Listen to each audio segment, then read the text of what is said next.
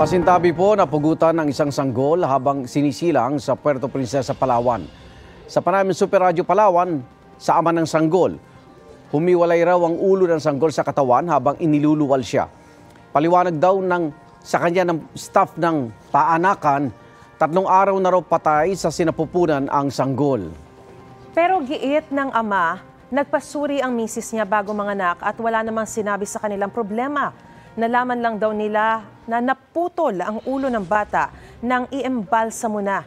Pinaimbestigahan ng ama sa National Bureau of Investigation ang nangyari sa kanyang anak. Tumangging magbigay ng pahayag ang birthing clinic at sinabing hihintayin na lang ang resulta ng investigasyon.